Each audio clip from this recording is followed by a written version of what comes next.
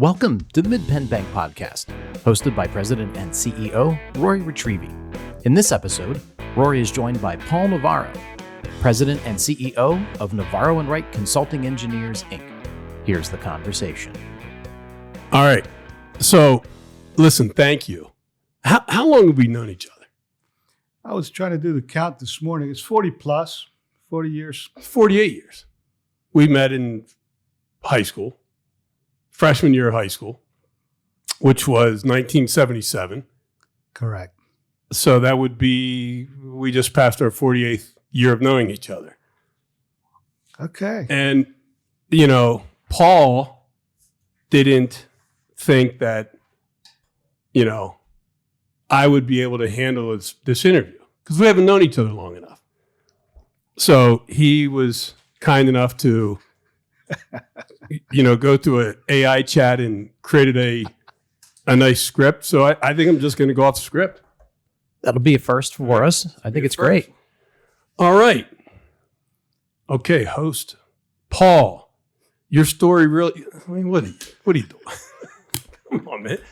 Like, we've known each other all these years.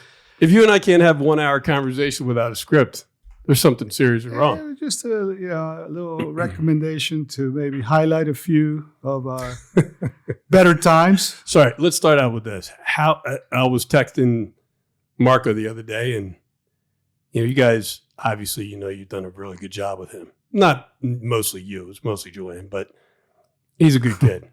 So I texted him just out of the blue, just say, how are things? And he turned it right back on me and said, hey, how are things with you? I saw you just announced a big deal.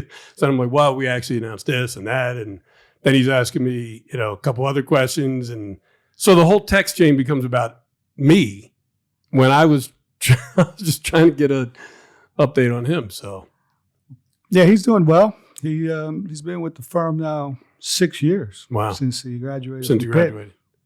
And he's been married now, what, about a year and a half, 2 years? It was actually just 2 years. 2 years. September 18th, yes. Yeah. Great wedding. Still can't, forget singing Sweet Caroline the way Pitt people sing it, which wouldn't make you very happy, Scott. I'm not happy right now anyway. It's all good. Because of the weekend? Same, different game, same result. So what is James Franklin's record now against AP top 20 teams since he got to Penn State in 2014? He only has 4 wins in 10 years. 4 in 21. 21, yep. So I was texting with another employee who's a Penn State fan, and they were asking me if I thought he would get fired. And I said, there's not a chance. No way. You can't fire James Franklin. No, you can't. and he wouldn't. Just because he hasn't won a national championship or doesn't have a great record against top 20 teams, he still has won a lot of games. And he totally rejuvenated that program, and he put them back on the map, and they were in the hunt for a national championship last year. I mean, you can't have everything. No, you can't. You want everything. Right. Well, you can't count him out even this year, right? No. I mean, they could still lose another game. If they lost to Ohio State, and I'm not saying they will or they won't, but if they lost to Ohio State and won the rest of their games, they're still in the playoffs. And once you're in the playoffs, anything can happen. Your record during the regular season, I'm made a hill of beans. So it's an unfortunate thing. It was a whiteout game. It was in Happy Valley for our friend B.J. Werzen, who I think was that was certainly the first night game. Certainly. Since it's West Shore home at Beaver Stadium. West Shore home field at West Beaver Shore home Stadium. field at Beaver Stadium. He was there, and I texted him right before the game, and I said, what's it like there? And he said, it's insane. It looked like it was insane. I bet it is. But, that was a unfortunate, but it doesn't mean anything. Doesn't mean anything at the end. If they win the rest of their games, even if they lose one more, still in the playoffs. You still haven't introduced Pitt into this conversation. Well, I mean, we're going to introduce Pitt, of course. And the way you sing Sweet Caroline, if you're a Pitt guy, includes a reference to Penn State. It's not a nice one, but it does include a reference. I've heard a few of those in my day. Yeah. And by the way, I don't know, did you see any video of the West Virginia game, which was in West Virginia this year? I saw the highlights. And Painful. I saw the highlight of them singing Sweet Caroline. And while we have a reference to Penn State in ours, they have a reference to Pitt in theirs. And you can imagine what it is. What rhymes with Pitt? I have a couple West Virginia grads in the office, and they made it known. Yeah. Yeah. Yeah, I mean, these days, that's our biggest rivalry, right? I had to go back when we ruined their national championship chances that year. Oh, man, that was... So it quieted them down a little bit. What was that? Maybe 15 years ago, somewhere around there? Maybe a little bit more. Yeah. But if they won that game, they were gonna play for the national championship, and we beat them, and we had no right beating them, and it did ruin their season. Did that to Clemson too, the one year. Yes, we did. So we did. Still never forget the meme we that played great as a spoiler. I won't forget the meme that Greg Bruges sent out after they beat West Virginia. And it was like how the West Virginia fans are feeling. Do you remember that? I missed that. I can't talk about it on this family-oriented show, but it was representative of how the West Virginia fans must be feeling. All right, and Nick just dropped you off, so he's doing well, and you guys are in business together, right? Well, Nick has a small leasing company that leases equipment to, other contractors. Mm-hmm.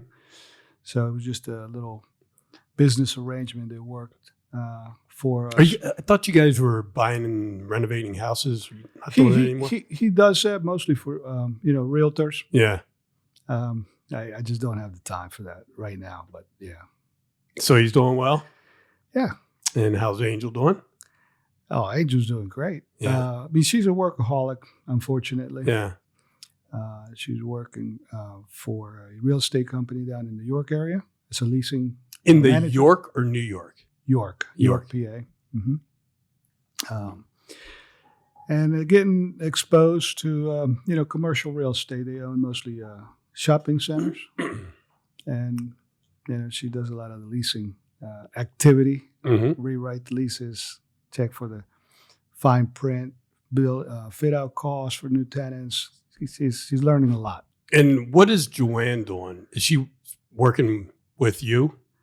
Well, she's stepping back a little bit. We brought in a new person recently as the business development manager. Mm-hmm. Her role was like director of corporate development, which is a pretty big title, and it included anything from leasing office space somewhere to our media presence and things to promote the firm. But I kind of felt that that's what she was mostly doing, like marketing type stuff. But yeah, her degree is in marketing from Penn State.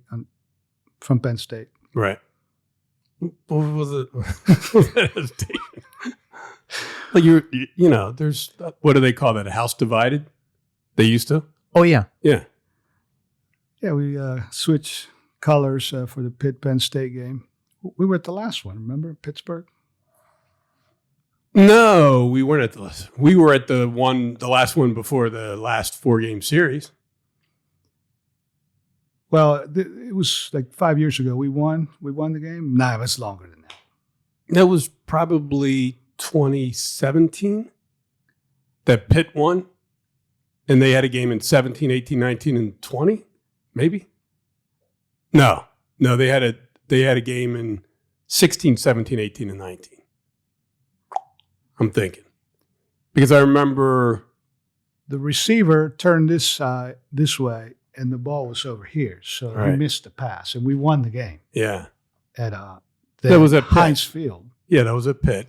It was when I can't remember Pitt's quarterback. Was it Peterman? Nathan Peterman, maybe? And they won that game, and then Penn State won the next 3 years. Right. Yeah. But I wasn't at that game. No, I'm saying Joanne and I were at the game. She was wearing the Penn State blue. Mm-hmm. I was wearing the Pitt blue right. and gold. Yeah, I'm surprised you don't know the name of the quarterback since you've been known to name all the quarterbacks that ever won a Super Bowl. Who was it? Look to see who the quarterback for Pitt was the year that they beat Penn State in the first year of that 4-game series, which I think was probably 2015 or 16. It was September. All right, the series was 2016, 17, and 18. And Pitt won in 2016, 42-39 at Heinz Field. And I'm going to figure out who. What was the date of the game? September 7th? I don't have the specific date, but I'm going to find the quarterback in a moment. Yeah, that game. I mean, they were driving. And Penn State was driving. Yeah, there was nothing left in the clock, maybe one more play. I believe Pitt got up 14-0 in that game. Yeah. And then Penn State roared back. And I was reminiscing on the game our freshman year with Marino when Pitt got up 14-0 and lost 48-14. All right, who do you got? It's still thinking. We got to have better Wi-Fi here. Against Blackledge, right? Yeah, Marino's junior year. There was Blackledge's junior year. Not much to cheer the whole second half, or maybe 3/4 of the game. So we had, as I just told you, we had Corey Deibler in here a couple weeks ago, and he and I were talking about his time in McDevitt, which was certainly, after our time in McDevitt, about, 15 years, I think, later. But we were also talking about Steelton. And, you and your family grew up in the Steelton area, and we were trying to, determine if Steelton today is even a reasonable proximity of what it was like when you were young. So what are your thoughts on that? Well, I go down there and visit my mother. She's still at 710 South 2nd Street. Consuelo. Yes. Yeah. 88 now, right? Mm-hmm. Still very much, cognitive-wise. Tells you what you're doing wrong and stuff. Yeah. But the Deiblers were next-door neighbors. Oh, really? Yeah. I didn't know that. Yeah, it was his grandmother. Okay. His grandmother. But, we see Jamie and Corey and their dad, who was football coach for Steel High, come and visit regularly. So I know those guys from when they were Steelton Raiders. Mm-hmm. They were footballers. Today it's sad what's happened there, but it's a remnant, I would say, of what it used to be.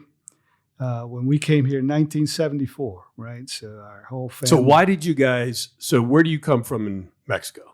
We come from the state of Jalisco, just south of Guadalajara. It's a town. I don't know. Today it might be 100,000. It was about 25,000.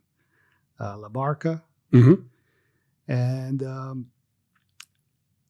the reason we ended up in Steelton is kind of it's a longer story that goes back to my uncle. So this is what year? This is 1974. 1974. So you're 11. Yeah, I was going on 12. Mm-hmm. We arrived actually on the 4th of July, 1974. They threw a parade for us. The 198th anniversary of the country, and that's when the Navarros started their time. Right. So anyway, yes. It was like maybe 12,000 or so population-wise. I mean, the mill was going, there's 27 bars and all that kind of stuff. Mm-hmm. Mrs. Zuvich had her sandwich shop across from Gate 5. So it was active. Steel High was a very... Was that the peak of the population in Steelton? I've heard 14. Yeah. I've heard 14,000, some of the history books there. But it's like 4,500 today, if that. With a mill closing, and they lost another 600 jobs or something like that. So it's what was the reason Manuel and Consuelo decided to move to the United States, and then why did they end up in Steelton? Well, it went back to Uncle Joe, who was he served in the military. So this is Manuel's older brother? Cousin.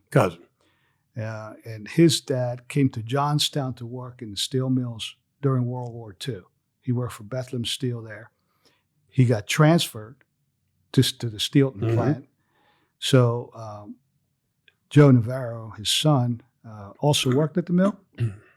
And then after the war, when everything was scaled down, he lost a job there. So he started a small construction company, repairing porches, as he used to like to tell you, fixing whatever, kitchens, roofs. And eventually he hooked up with a developer, and they built a bunch of homes in Indian Creek over in Mechanicsburg, actually not too far from where you live. And that helped him grow. He hired a guy who did the kitchen cabinetry, built a shop, and became a home builder. So that's when he asked my dad, hey. And your dad and he are second cousins or first? First. Okay. Yeah.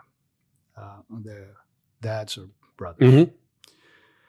So I guess my dad came up for a year or two. He thought it would be. Did he work in the construction trade in Mexico? No, he was not a construction person at all. He was in agriculture. But I guess he was enticed by the steady workload. It's different than farm work, and just the opportunity. He also was even down there. I mean, I went to school there till 6th grade.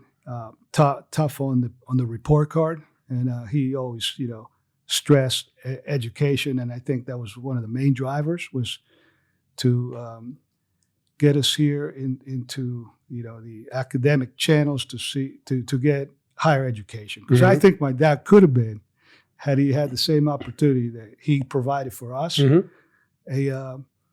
someone that would have ascended to a professional career, politics, whatever. He was. Oh man, with that great shock of hair that he had, that guy had the thickest hair I've ever seen in my life, and even when he was in his 80s. Or last time I saw him, I was like, "Man, you have some good hair." He would have been a great politician. But so that was the early years in Steelton. Played baseball for Kiwanis. Hector played for I 6 siblings, right? 2 brothers. We're going to get into that. So he comes over in 74. Is he like in his 40s? Late 30s, early 40s? Probably. 40s. Yeah, 40s. Early 40s, yeah. He was born in 33, so let's figure out. 41. So he's got all 6 kids were born by that time. Or was anyone born here? No, Loopy was like 6 months old. Okay. And so you guys come over, do you go through the proper channels and, whatever, get visas, or how does that work? Yeah, because to go to the American consulate in Guadalajara, you had to, the American consulate, you had to demonstrate income. Right? So he had at least 2 years. He had income up here because he came up here a couple years earlier on his own. Right. Wow. And the process is lengthy, and I think that's why a lot of people try to circumvent it. There's health questions, there's income questions, and even back then. Oh yeah. It took 3 years. Wow. From the day he started until we got our resident visas. Right. So you just had to wait in the meanwhile. Yeah. So he started that process in 71 or so. And by 74, you got the resident visas and you guys all came over. Correct. And do you think, what was your mom like, did she want to come over too? She was very apprehensive. Of course, she didn't have any relatives here. My dad did. My Uncle Dave was here, my Uncle Joe, and then family in Johnstown still. He had other friends here from the town that worked for Joe Navarro, but, there were no women, right? So she was like, well, who am I going to socialize with? Or who's going to take me? And she didn't drive, who's going to take me wherever I need to go, grocery shopping, whatever, the dentist, So, but, she was in love with Manuel. Yeah. Who couldn't be? Did other people from their area from the same town or the same village or the same area, that they also, kind of get into that Steelton area, that she end up, reconnecting with people that she grew up with? Well, she had a sister that came to the U.S. She still lives in Houston. Mhm. So I have a couple of cousins in Houston. They're in the trucking. But no, up here it was, she befriended people from the Marroquin family. So there were only 2 Mexican families in Steelton. And we were about a block apart, right? So the Jose Marroquin, who worked at the mill, and Cecilia, his wife and mom, connected. So at least they had someone that they could talk about the kids or whatever else, women talk about. That was a good outlet for her. So Maria Mhm. was her daughter? The Maria that we went to school with? She was a granddaughter. Granddaughter, Yeah. And were you 2 related, or did you just No. say you were just- related? We were family friends. Family friends. Yeah. Mhm. Like, I think we all thought that you guys were cousins. Not because you're both Mexican. I think you guys used to call yourself cousins or something. I don't know. Maybe that was just, how close we felt we were, but we were Mhm. not blood relatives. No. And didn't American start Casa Chica? Um, Not Casa Chica. Well, it was Joe, Yeah. but before that, Pancho Marroquin owned the Barrel Inn. Okay. And Joe Navarro bought it from Pancho and turned it into Casa Chica. That's how that Okay. Yeah. But they weren't related to the Navarros. It was just all family friends. Yep. Oh, okay. Because I think Colin, who works here, I think he's American. What's Yeah. Colin's last name? Miller. Colin Miller. I think his mom's American. Oh, yeah?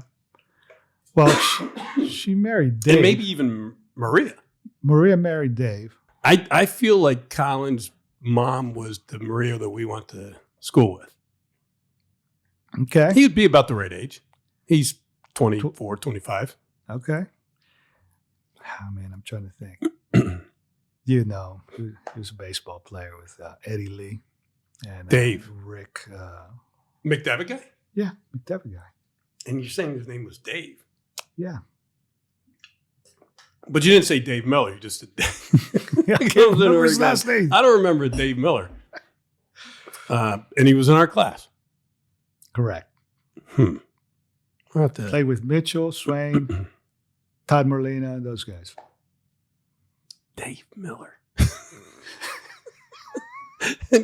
It may not be Miller at all, but I can't even think of a guy named Dave that played baseball with those guys. So, all right. So they come over. They've got 6 kids. 7 total. I have 6 siblings. 4 Oh, sisters you have and 2 6 brothers. siblings. Wow. Yeah, You're it's one of 5, John. right? You're one of 5. I'm one of 6. Oh, 6. Yeah. Okay. So I have 5 siblings. Let's work out the math. So let me see if I get this right. So it's John, Yeah. then you, Uh-huh. then Maria. Hector. Oh, Hector. Okay. Hector, Maria, Patty, There's one in between Maria and Patty. Grace. Yeah. Grace. Wow. Grace, Patty, and then Loopy. Yeah. Yeah. Okay. Good. Good one there. Because I can probably just remember Joe, Rick, Chris, you, Kevin, And Todd. and Todd. Yeah. And you got them in order. That was pretty good, except you forgot Todd. Sorry, Todd. And I think Todd listens because he works here. Oh, really? Yeah, he does. I haven't seen Todd in a long time. Yeah, he lives in New Jersey. He works remotely, and he does a great job for us in operations. So Well, you got operations in New Jersey. we do. Yeah, we have operations, throughout Pennsylvania and New Jersey now. And with the announced acquisition of Cumberland Advisors, which came out last week, we're going to have a presence in Sarasota, Florida. Awesome. There's a little old Congratulations. company that we started, or that was started in Millersburg in 1868. And when I took over in 141 years later, in 2009, it was a $572 million community bank operating out of central Pennsylvania and Dauphin, Cumberland, and Schuylkill counties. And now we're, when these deals are done, we'll be a $7.5 billion company with 62 locations in 25 different counties between Pennsylvania and New Jersey, and with a wealth shop headquartered in Florida. So astounding. It's been a lot of work. But I really want to zero in on this story because I think that the Navarro story, including your own story, is the American dream. And, there's the American dream, in my opinion, has always been based upon immigration, right? People came here because they couldn't quite get it done wherever they were for whatever reason. And they came here and they made a life. And so, that decision that your dad and mom made in 1974 to come here, that was a big decision. That's major. It's all easy to think about it now and say, oh, well, that was an easy decision. That wasn't an easy decision. That was a tough decision. And so they get here and you have the work visa. He has the work visa, I assume. You guys have a resident visa. And how long are they good for? Well, we all, once you attain resident status, and after 5 years, you're eligible to apply for citizenship. Mm-hmm. So, and then is that the way it went? Did I actually they do 5 years and then? I didn't apply for citizenship till actually I was out of Pitt. Really? Yes. So did your dad? Did he apply for citizenship? At some point along the way, yes. Yeah. But he also had the resident visa. Mm-hmm. I don't know if he ever came with a work visa for sure. He might have. But, in order for your family to emigrate as a resident, your person that is applying for residency for his family also has to have that status. Mm-hmm. Anyway, so it was like, I traveled back and forth to Mexico for weddings and other family stuff during high school, only a few times. And then when I was at Pitt, I think I went 2 times. One was for my brother John's wedding. I was still traveling with my green card or resident visa. It wasn't until I got ready to start the business, right, that I applied for U.S. citizenship. Really? Well, what about your siblings? They have all been. They've all naturalized American citizens. So it wasn't like the Navarro family went down to the to the citizen office and became citizens at the same time. Tony Petrucci was a county commissioner, and he handed me my naturalization certificate. Mm-hmm. So I don't know when he was the one of the commissioners of Dauphin County, but it was during his.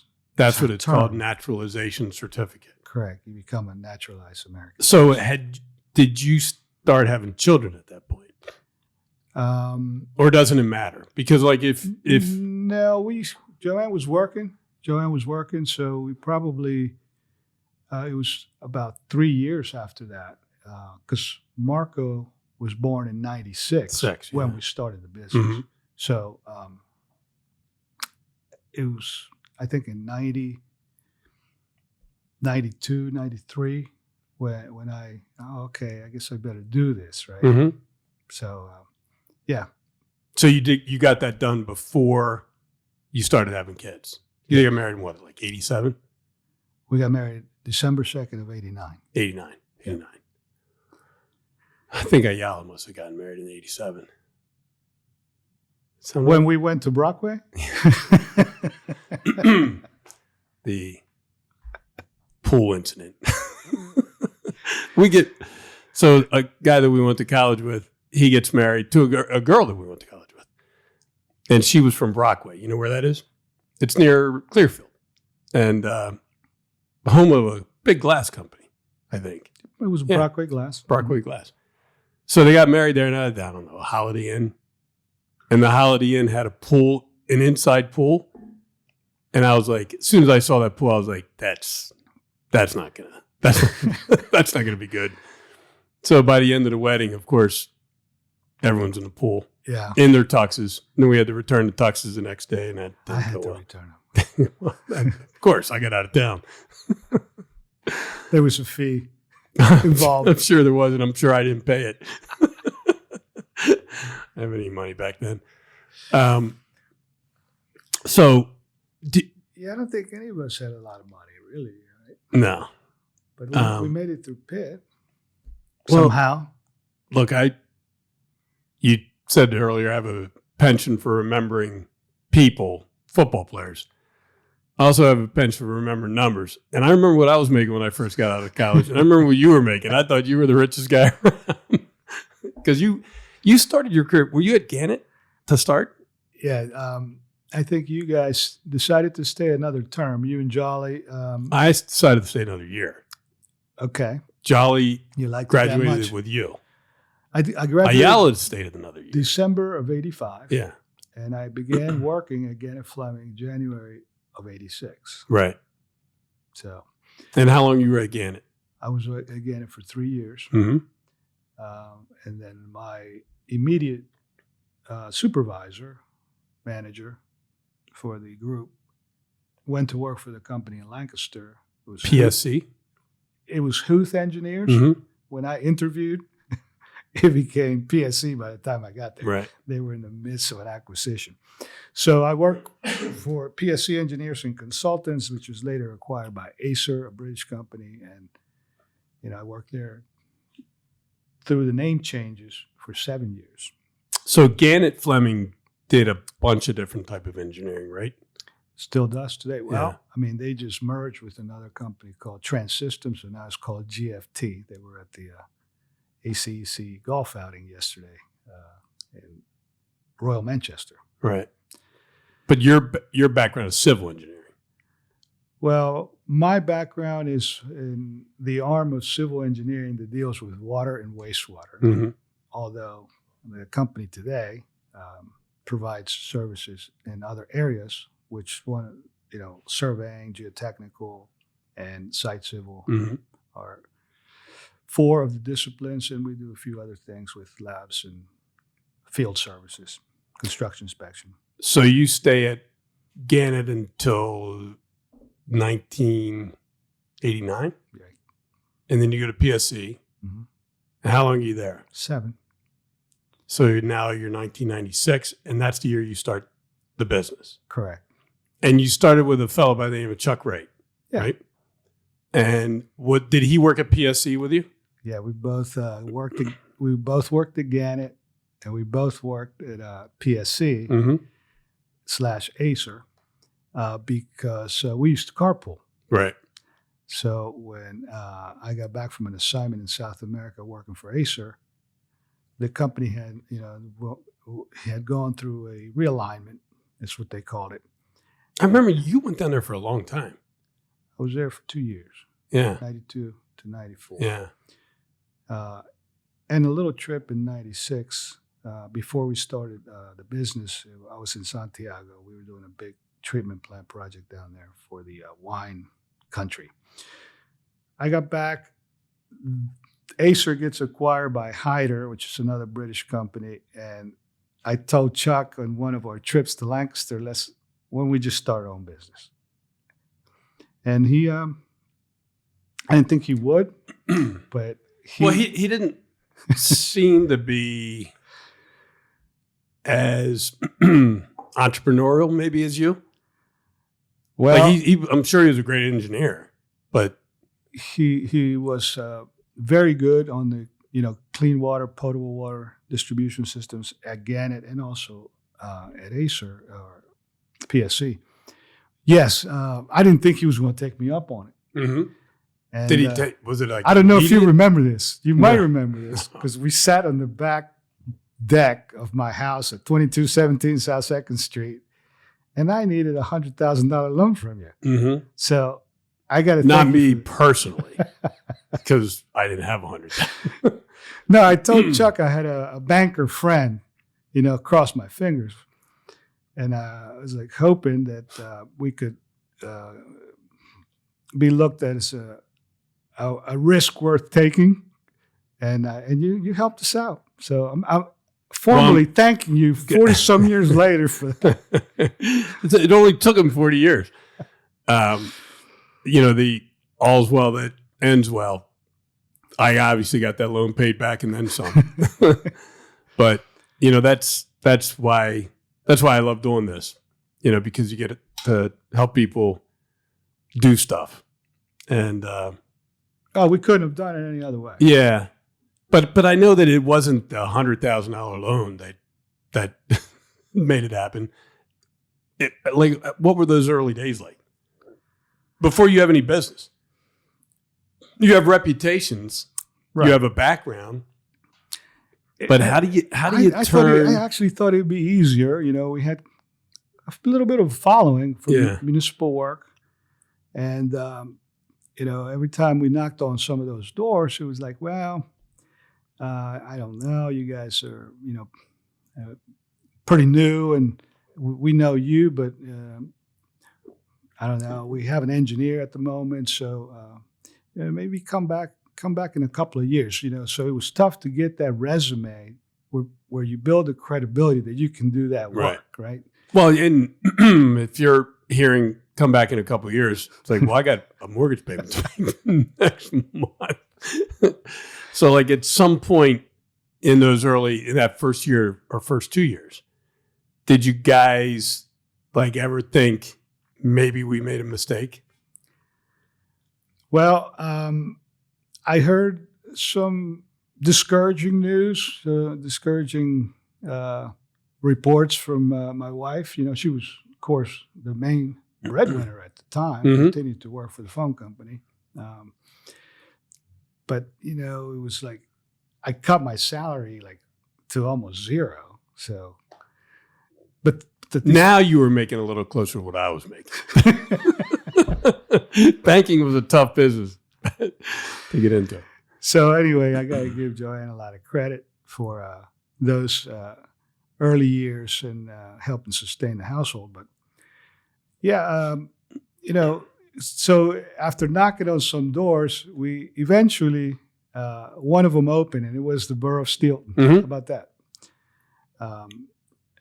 Now Commissioner Hartwick was the mayor, and he gave us our first opportunity to do municipal work.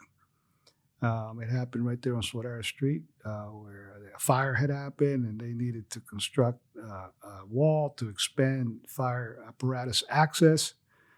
And we did it. Still standing today. We've got a nice plaque over there. So that kind of led us to then becoming the authority engineer for the Steelton Water Authority.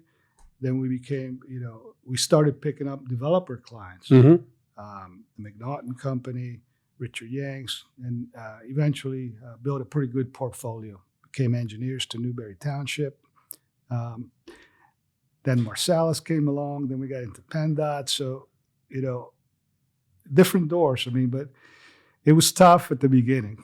Did any of your relationships from McDevitt or any of your relationships from Pitt kind of help you in those early years get business?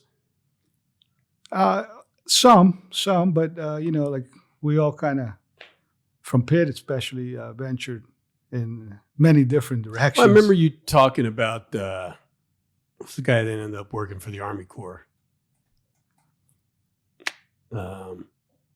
Tom McHugh. Oh yes, yeah. Tom worked for the Baltimore district. Yeah. Didn't you guys end up doing some things together? Yeah. He brought us to the table over there to some opportunities where we ended up doing a officer housing project at the New Cumberland Army Depot that was administered through the Baltimore District Army Corps of Engineers. Yeah, my buddy McHugh. Do you still talk to him at all? I haven't talked to him in a long time. Yeah, he was always one of X, right? X, yeah. He was always one of my favorite guys from that fraternity.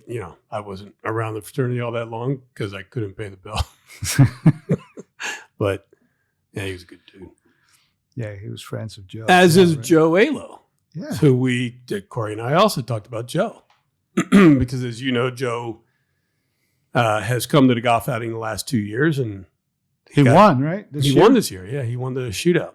And that's what Corey and I were talking about, because Corey's developed a relationship with Joe. I don't even know when it started or how it started, but somewhere along the lines they've met. And Corey loves Joe. And Corey and all of his friends, BJ and all those guys, they all think Joe Alo's like, I don't know what they call it, like a an icon or whatever. Well, we all like Joe. Yeah, how could you not? His humor. But, I was talking about Joe on the last podcast, and I won't, duplicate the whole thing here, but, to have him win that shootout this year was meaningful for me. Now, who was his partner?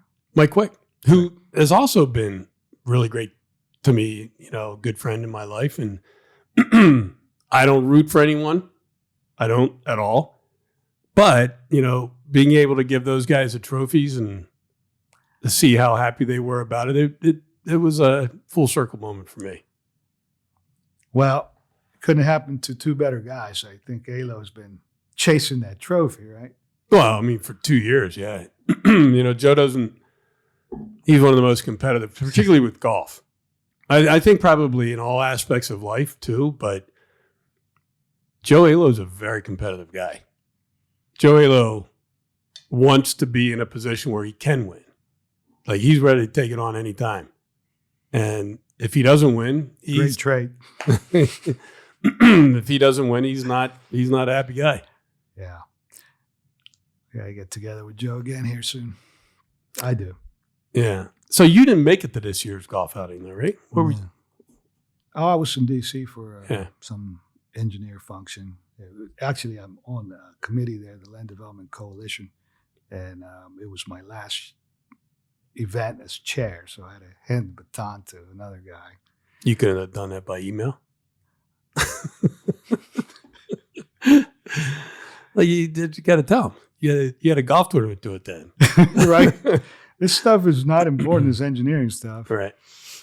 But, so, all right. So you start Navarro and Wright in 1996.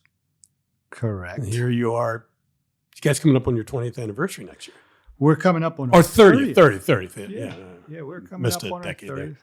Matter of fact, I was going to bring it, but I didn't because of schedule issues got in the way. My stock certificates read October 8th, 1996. Really? So you will hit your 30th anniversary on my 63rd birthday. Right? 62nd. Wait, you said October 8th of 1996. Yes. So that'll be 63 the next day. Or that day. You'll be 62. I'm 62 in a week or two. Okay. I was born in 1963. For those of you that struggle with math, that means your 30th anniversary is my 63rd birthday.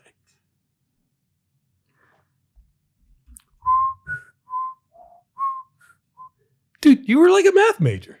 No? I was trying to do the math. So you started at October 8th of 1996, or at least according to the certificates, right? Yes. So 30 years later 30. is next year. 2026. Not next week. Okay, so we're starting our 30th anniversary celebration On October 8th yes, of this year. Yeah. You are now officially, you would then be in your 30th year. Correct. Right. All right. All right. But you won't get to your anniversary until my 63rd birthday. Good. That's all right. That's now we got to clear Get it all squared away. All right. So, how many employees you guys have now? Like, we have how many different states you operate in? We have 170 today. 170 employees. And is that a high watermark or? Well, no, it's not. We were a little over 200 pre-COVID. Mm-hmm. Did you sell some things? We have divested, as we call it, of some of the construction management arm, and also I sold the drilling division to my son, Paul. Right. So there was like 17 people and the CM was probably only like 12. But we did contract during COVID. Now, did you do that for a strategic reason, or were you just tired of having so many different aspects? Both. Yeah. Yeah. I mean, it was just pulling us in, different directions, and we wanted to, focus more on our core areas. And who bought the CM? It was KCI from Maryland. They're right there in Sparks. They're actually our landlord. And we pursue work together. We're good partners with KCI. Barry Shoke, who was former Secretary of Transportation, kind of led the acquisition on their end. And we're actually planning to do some work in Puerto Rico with them. Nice. Yes. So you have 4 children. We talked about 3 of them. We didn't just quickly mention Paul, but Paul's now married. He owns his own business. He was a former, or is he still? Is he still township commissioner? No. He stepped away from politics for a minute. I don't know if he'll come back. And how many kids does he have? He's 3. 3. Mm-hmm. So your portion of the Navarro empire is now 9, 10 strong. Yeah. Yes. Right. Well, you have 5 over there and 5 at home. And what about John? He's married. How many kids does he have? He has 4 boys. Yeah. And are they all living here or all living in Mexico? They're all here. Yeah. The Navarro Brothers construction is going fast. I've seen those dudes like out, maybe at a restaurant. I think, do they go to the Gilligans a lot? Maybe. Depends. Because they live close. Yeah. Close by. One of them just recently moved further out, but I remember seeing them at some live restaurant at lunchtime, and they all had Navarro and Sons shirts on. I was like, "You guys know Paul Navarro?" It was amazing. Like that's a force, and they're doing residential. No, they do all commercial work. Yeah. Building or renovating? Hospitals. They do hospital work. They do a lot of Starbucks and Planet Fitness. They're doing a retirement community in Lebanon. They just picked up a big job at the airport. So they're, like I did many years ago, is building the client base. But what are they now? Probably 8 years into it. Wow. It took them to Dave Rieger to get them the paperwork signed, and they're partners, right? My brother has a majority, and then the kids have each a percentage. So 4? They all pull the wagon. Is it 4 of them? 4 sons? 4 sons. Yeah. So they each own like 20%? 18 or something. Yeah. Like that, So and how many kids do they have? Well, Juan Jr. Has 2. Emily and Jacob. Jacob's a good soccer player. We hope he makes it to Real Madrid or Barcelona or somewhere. Mm-hmm. And Alejandra and Juan are very supportive. This guy was a good soccer player. Wow. He was Paul was the best soccer player in Central Pennsylvania athletics in 1981. Ooh, that's tough to live up to there. But I was playing with. He played at Pitt. How many years did you play at Pitt? I played the first 2 years, and then I got injured during one of the summer jobs that I had working with a construction company downtown Harrisburg. Mm-hmm. So that year I sat out my junior year, and then by my senior year, a kid from near Pittsburgh had taken my job, Jimmy. Mm-hmm. He was faster. I didn't play much my senior year. Yeah. This guy was tough to be around. He was good looking. He was athletic. He was really smart, engineering student, and he had a pretty good rap.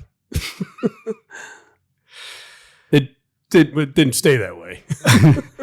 It goes away. It has to, right? Yeah. But so it's it's been a good run for Navarro and Wright. For me personally, it's been giving me a lot to be thankful for. I mean, I got a great team, and I'm sure you can attest to how valuable that is, building that team. And so John's oldest son has 2 kids. Yes. How about the rest of them? We don't have to go through each one of their stories. Oh, I'm sorry. I don't want to leave Pablo out. So Pablo and Paulina, I went to their wedding. They got married in Mexico.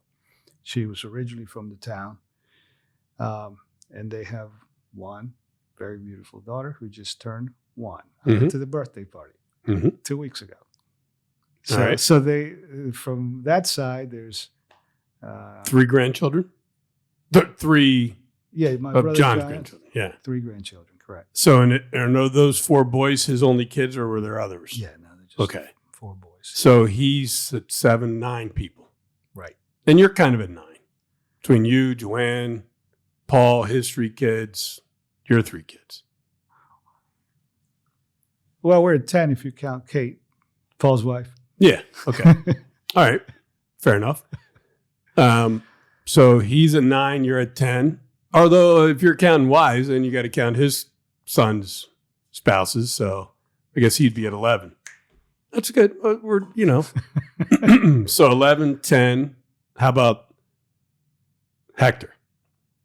Hector doesn't have any kids. He's married, lives near Sarasota, Fort Myers, actually. All right. 23. Now, how about Maria? Maria has a daughter, Kristen. Right. I know Kristen. So Grace and Patty don't have any, and Lupe has 2.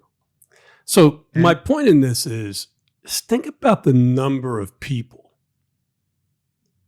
from that move in 1974 that have gone on to become very productive citizens of the United States.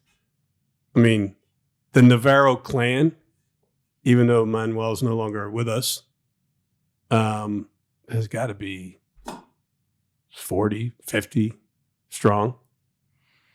Close to it. Yeah.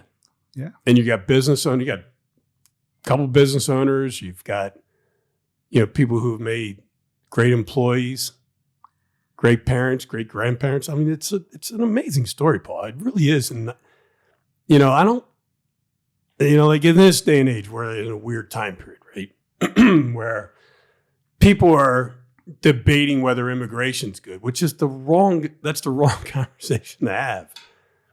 Immigration's very good. And it's, no better way to establish that than by pointing to the Navarro story. And I think immigration is good if it's done properly too. Yeah, if it's done properly. Some of the stories that you hear about the border crossings and some of the things, horrible things that happen there, that needs to stop. Yeah. You have, I was talking to a friend of mine. He owns a couple of the restaurants in Ocean City, Maryland. He happens to be an engineer with KCI. And he's like, with restrictions on some of the Eastern Europeans, right? He has a couple folks with the, I believe they're... oh, you mean on the Eastern Europeans coming over to help? To help, yeah. And That's really started at COVID. And it's, was made worse by the war in Ukraine. So he said 2 guys from the Dominican Republic that one of his restaurants could not operate without. Mm-hmm. They're there, they work hard. You ask them to work on a Sunday, whatever.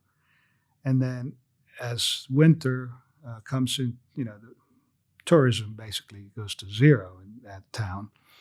They go back to Santo Domingo and they come back the next year under that H-1 visa or whatever it's called. But, those work permits allow these folks to contribute, right? Workforce that we don't really have to run some of these businesses. Construction is another. Mm-hmm. And I see it, in Baltimore, some of the big buildings, we go out and survey and stake out the column lines for the big T. Rowe Price building. But the labor force that's actually, putting rebar in the ground, pouring concrete, hanging drywall, whatever, they're all, basically from some other country. Construction, farming, Agriculture, yes. agriculture. Lancaster County, I mean, I think those guys would see, themselves in a pickle if they didn't have this seasonal workforce Right. come in and take care of their fruits, crops, livestock, whatever. Restaurants. And particularly in resort areas that like swell up, for a period of time a year where you don't, like we have a house in Ocean City, New Jersey. There's not people down there to, like they don't have enough teenagers down there to handle all those summer jobs. Right. There's no way. That's not going to happen.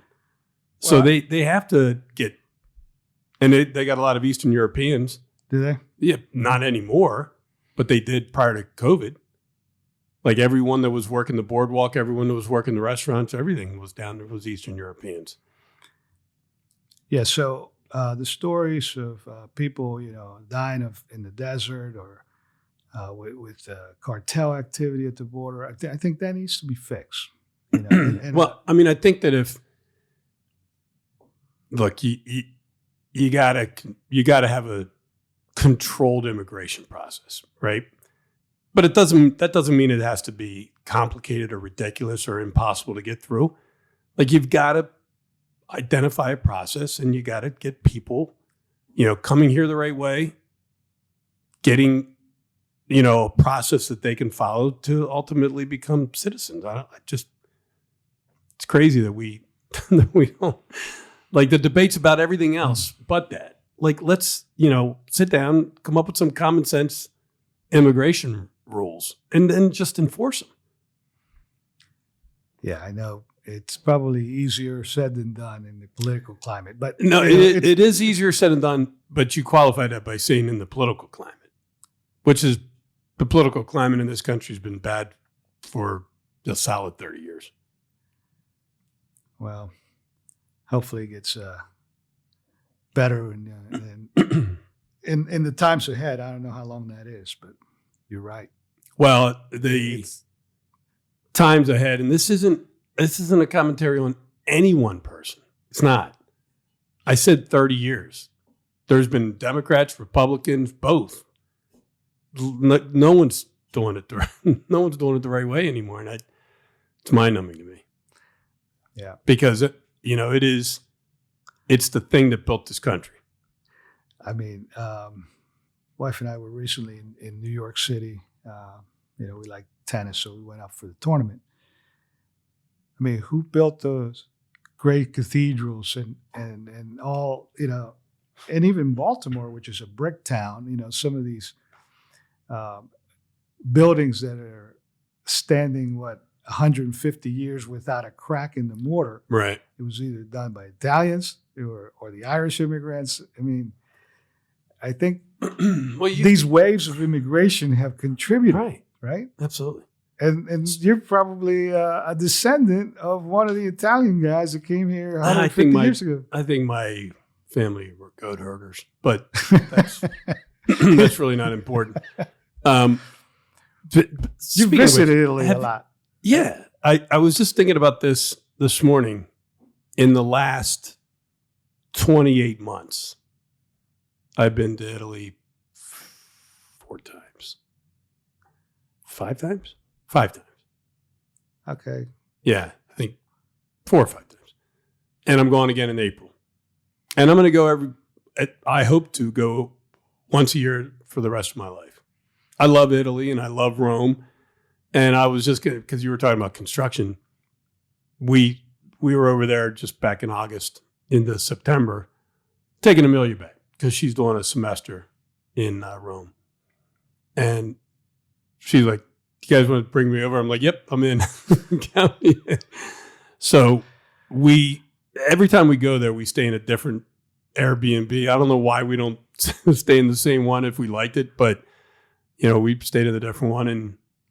And the first day, next morning I get up and I'm like, I'm going to, they're still sleeping. I'm going to go find a cappuccino. And I walk down this street and the next thing I know, I'm at the Pantheon. It's like 3 or 4 blocks away. And it's early in the morning. It's 7:30, and they don't get up early there because they eat so late. Like dinner time starts for them at 7, not 4, 5, or 6. And there is no early bird specials. Dinner starts at 7. You show up before 7, they think there's something wrong with you. So they eat late. So as a consequence, they get up late. So when I got to the Pantheon, now you know what that is, right? Well, it's a burial. No. It was, various times it was a temple, a church. And But didn't they bury people in there? No. Okay. No. Thinking of the wrong one. Not that I know of. But it was built almost 2,000 years ago. And it has the largest unreinforced concrete dome in the world. Largest unreinforced concrete dome in the world. And so you go into this thing and there's an oculus at the top that's open and it rains into the thing. And I'm sitting there every day and I'm having a cappuccino. I'm looking at this thing and I'm like, how did they build this thing 2,000 years ago? Yeah. Without the type of construction equipment we have today. And I don't know who did it. I don't know, what type of labor, where the labor came from. But it's amazing when you see things like that and think about the business that you're in. Like, does that ever make you wonder, like the pyramids are the pyramids. And that was, longer than 2,000 years ago, obviously. And I have no idea how those guys built those things. Well, I think they came up with this thing called the wheel, Mm-hmm. the Egyptians, right? But, the pyramids in Mexico, right? So there was, these civilizations in the Americas as well, right? And the Mayans and the Aztecs. And we went to Mexico City to Teotihuacan, which is at the highest pyramid there. And it's a whole series of pyramids. But actually, Joanne and I did climb to the top of the tallest one. And we've been to Cancun, Chichen Itza, when they used to let you climb. Now it's, you can't do it. But you go up to, they have a big jaguar with the red ruby eyes inside the thing. Because apparently that was, the animal that these guys was like inhabited the place, right? Mm-hmm. The jungles there. But yeah, how did they build them? I mean, it's a lot of labor to Mm-hmm. pick up those rocks. I don't know. Yeah, okay, they got the wheel. Good for them. But how did they get that thing at the top of that pyramid? I have no idea. You don't think it was a wheel? I have one friend who thinks that they had giants. And other people that I know think that there were UFOs involved. And I refuse to believe either of those things. But in the absence of me being able to describe how they actually built them, I got to say, maybe you're right. Bow out of the conversation. Yeah. So that's the whole reason I had you in here today was as a civil engineer to kind of describe this. But apparently you have no idea. Well, the fulcrum, right? Which is, if you put this here. Fulcrum and a lever, yeah. I got that. I think they loaded those things into carts that had wheels. That's my theory. Mm-hmm. I don't have any. But how did they catapult it to the Did they drive around? Did they build a ramp around the outside of it? Is that what you're telling me? Maybe. Yeah. Little details. So what's next for Navarro and Wright? Well, the marketplace here is still very busy. Mm-hmm. Finding the right funding sources seems to be a challenge with, Washington. The Federal Highway Administration, it's kind of hamstrung because of party politics. Mm-hmm. So, and you're seeing it in Maryland where they got a lot of funding pooled because the governor's fighting with Trump. It's like not a good move Right. for the citizens of Maryland Right. for this little skirmish to continue, right? Right. But it's not a good thing for anyone that skirmishes like that even exist. But but they do, and Right. and that kind of has its impact, at least in our industry, because we are basically 80% of our business is public infrastructure. Mm-hmm. So, we want to continue in the space with partnering with folks. We're seeing more design build for public infrastructure. That's the project in Puerto Rico I was talking about. It's actually a Spanish company looking for someone with experience with bridge design. They got crushed with Hurricane Maria. So their power distribution network is heavily compromised right now. Mm-hmm. And their network of roadways and bridges is also in disrepair. Right. So it's being financed by Abertis, a Spanish company. It's a design, build, operate, transfer project.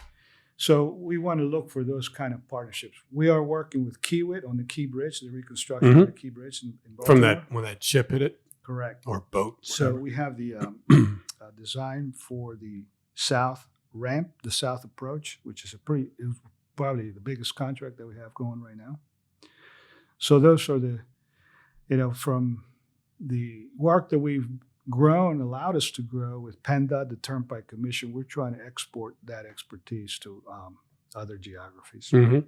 We have offices in 5 states: Pennsylvania, Maryland, Virginia, West Virginia, and Delaware, Mm. Dover. Yeah. And that's, right now, that's what we want to kind of establish a larger presence in some of those states and maybe springboard from there. We've done some projects up in New York, but we don't have an office up there. Some dams, large dam projects, racetrack for Tioga Downs. They just put a casino up there. So, we've grown, but it's been careful growth, right? I mean, I've seen some folks that started when we did, and they're at 600. Maybe that's 600 employees. totally different Yeah. model, totally different Mhm. ownership model. Right. Where there's 15 guys pulling the wagon rather than one guy. Right. So right now, I'm looking to maybe change the ownership base. So is Chuck still around, or did he retire? He exited Navarro and Wright Mm-hmm. in 2015. Right. And he owns a small construction company up in his home county, Bradford County, Athens, Pennsylvania. But, we get together for lunch or breakfast here periodically. We seem to be at that age where people are thinking hard about retirement. Are you in that mode, or you still have a lot left? I'm going to go a little while yet, probably at least another 5, and Mhm. see, I want to see the team continue to grow some roots. And I would like to see, Marco be part of it. Mm-hmm. I don't think Angel wants to get into the engineering. She loves real estate. And, but yeah, I mean, I like what I'm doing. Do you love what you're doing? I get up every morning and I go to work. Yeah. And I mean, seeing this thing grow and evolve to what it has become, that's exactly what I want it to be done. Mm-hmm. As an engineer, being afforded these opportunities to contribute to projects and improving communities, I mean, it gives me a lot of satisfaction. And even with all the other stuff that goes along with that as a business owner, Yes. you're still at the core. What you guys are doing, what you're doing, is something that you love. Yes. I don't think that there's a way to be truly successful in life if you don't really love what you're doing, but it's good to know that you still do. I mean, I like to see the stuff come out of the ground. I mean, no matter where we're driving, right? You see activity, whether it's a building or a bridge, or you can't help but look at that. Mm-hmm. It grabs your attention. 'Cause Right. You're always, in our business. I mean, our business is now being affected considerably by technology. Well, Like how fast? Can whose you do it? business is it? Well, right. So this artificial intelligence movement, I mean, bringing new civil projects, data centers, and how fast you're able to, develop a concept plan or analyze a structure with the power of the computer. I mean, it's like it used to take you forever. Now, But does that reduce your need for workforce, or does it just make the workforce that you have a lot more efficient so you could do a lot more in a shorter period of time? yeah, and we're about, in the next year, 2, 3, we have a technology committee that's meeting internally to discuss the implementation. And I think it's going to affect the number of people, but it just affects the delivery time and the quality. Actually, the computer's pretty smart, and to do some of the analysis work, it's a great tool. Mm-hmm. Okay, so we don't want to make the decision that humans are no longer needed. Right. They're needed. Right? I certainly hope so. As long as I'm around, I hope so. So have you ever considered, without a defined, here's what I do with the company whenever I want to go play more golf, then build bridges. When you don't have like a defined way of doing that, a lot of times people do ESOPs. Do you guys ever think about that? Well, when I'm, speaking about a different ownership structure, that's definitely one of the avenues. I mean, it's worked really well for some companies. Some companies that are in your exact business, and some companies that are in, kind of construction-related businesses. It's worked very well. I've seen it work extremely well. Yeah, we're discussing some of those options with our accountant, because I think I have a lot of talent that might get picked off if and they're not going to get picked off if they're owners. Right. But even just the ownership mentality is different, right? Yeah. If you have a little bit of skin in the game, you're going to be, I think, more attentive, more committed. Absolutely. Right? So the fact that we've been able to get where we've gotten to as a single owner for, it was initially 2, but it's a single owner for more than a decade now.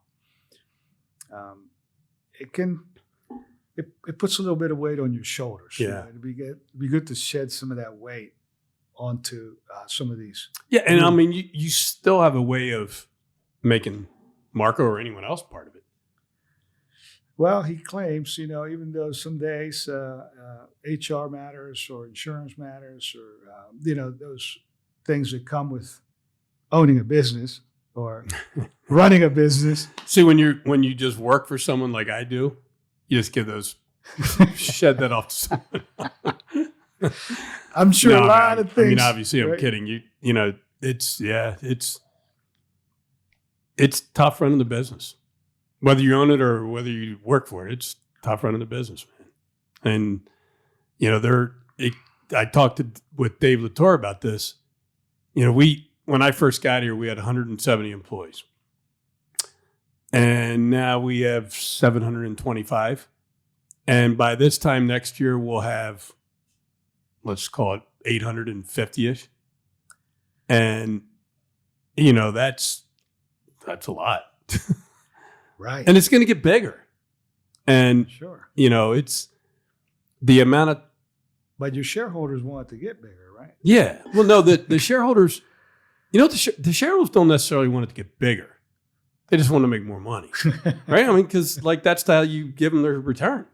You got to make money to give them a return. We talk about this all the time. Scott, he runs our university, and I teach, talk to the employees in a lot of the classes that he has. And, I always have this thing where I'll say, what are we in business for?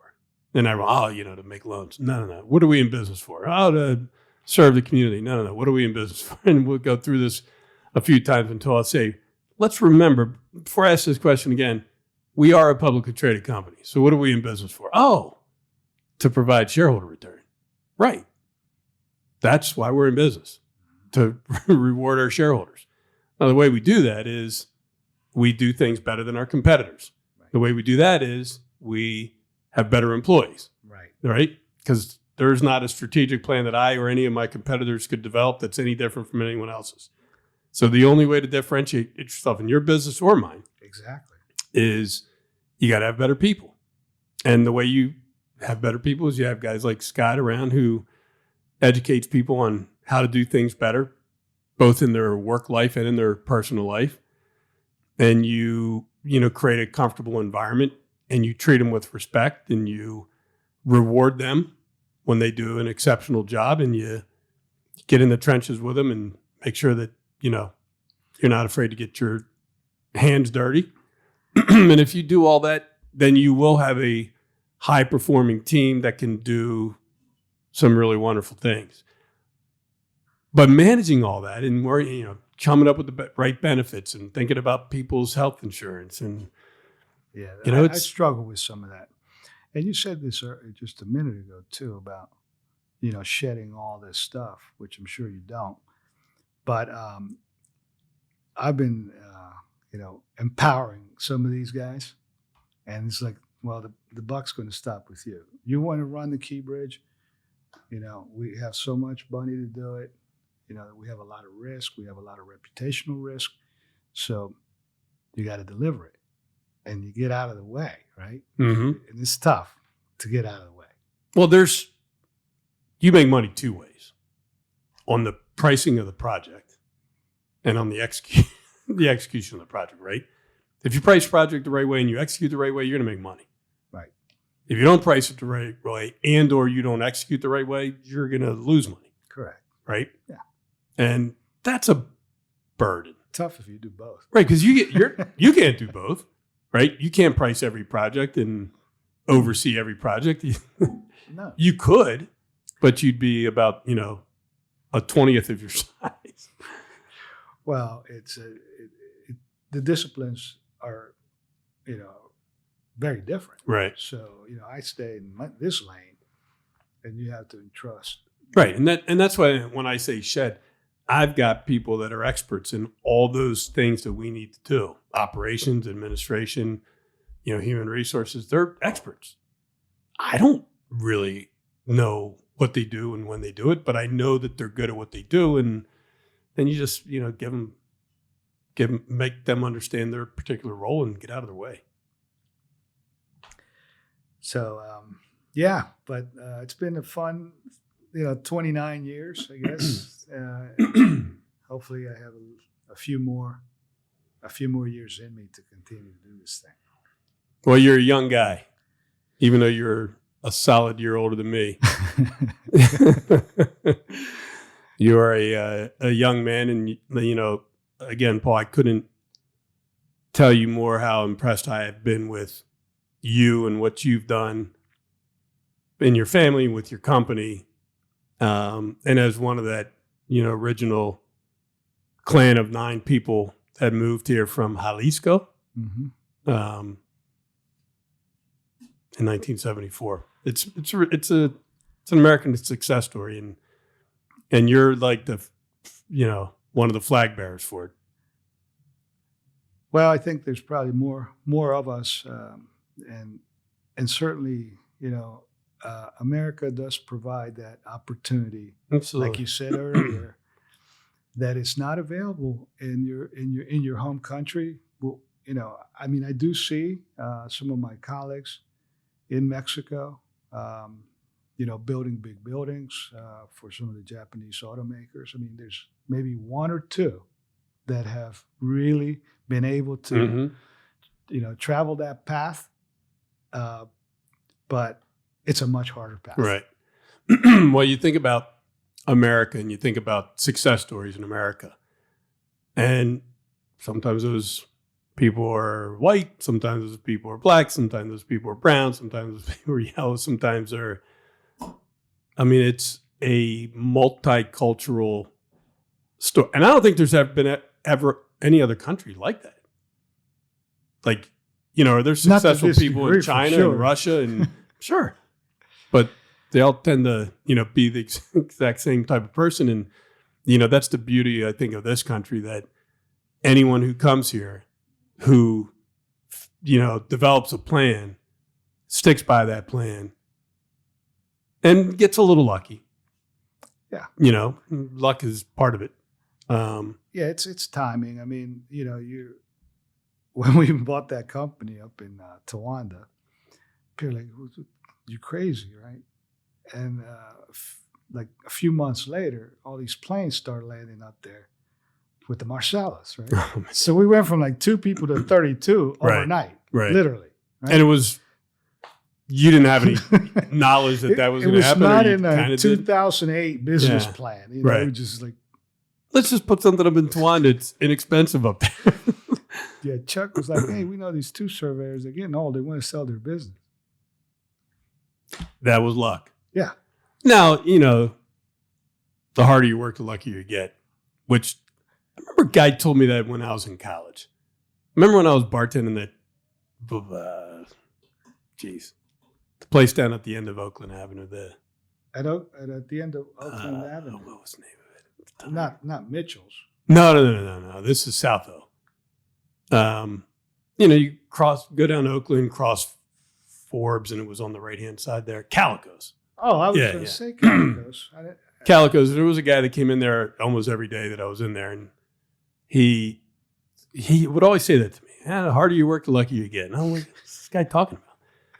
And like years later, I started thinking about it, and I was like, what he really meant was, the harder you work, you put yourself in a position to experience luck, right? Like if you and Chuck didn't try to grow the business and, just were happy with the little thing that you were doing at that time, you never buy that thing in Tawana and you never get lucky. True. So you were working hard, trying to grow the business, and you went there, and it just happened to be a fortuitous move. Exactly. So that is. So if you're sitting on your sofa all day, every day watching television, your ability to experience luck is probably going to be pretty limited. All right. So, well, listen, my friend, even though Scott didn't start the timer again, I swear I did. I hit the button. It's not moving. It's still at 0-0.